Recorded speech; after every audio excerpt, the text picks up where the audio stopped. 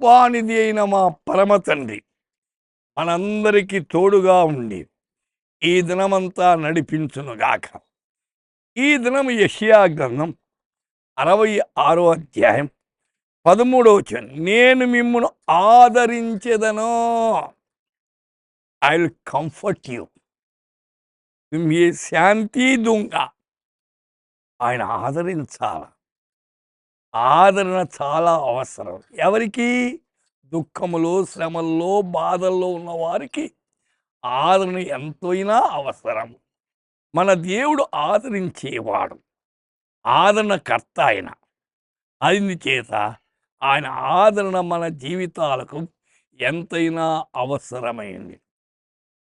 కీర్తన 119:50 వచనములో నీ వాక్యము నన్ను బ్రతికించున్నది అంటున్నాడు. వాక్యము మన బ్రతికించేది అంటే జీవాన్నిచ్చేది, మృత జీవితాన్ని తొలగించేది. అయితే మృతతుల్యమైనటువంటి జీవితం ద్వారా విడుదల పొందేది. అందుచేతనే వాక్యము నిన్ను బ్రతికించు. నా బాధలో ఇదే నాకు నెమ్మది. దేవుని వాక్యం ఒకటేనండి మానవ జీవితానికి నెమ్మదిచ్చేది. లోకంలో ఎక్కడ కూడా నెమ్మది లేదు. అపొస్తలుల కార్యం 9వ అధ్యాయం 31వ వచనంలో ప్రభువునందు భయమును పరిశుద్ధాత్మ ఆదరణ కలిగి నడుచుకొనుచు విస్తరించుచుండెను. అయితే ప్రభువునందు భయం ఉండాలి. ఈనాడు చాలామందికి ప్రభు అంటే భయం లేదు.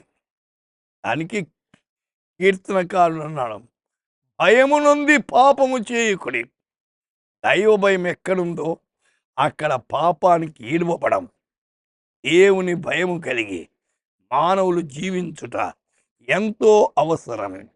సోదరి సోదరుడా, నేడే దేవుని భయభక్తులు కలిగిండి చెడుకు దూరంగా ఉండండి.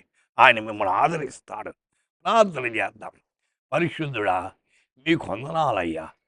మా శ్రోతలందరూ ఆదరించండి. ఎవరెవరు బాధలో శ్రమల్లో ఉన్నారు ఆదరించి కృప చూపించి నడిపించమని యేసు నామమున ప్రార్థిస్తున్నాము తండ్రి. ఆమేన్.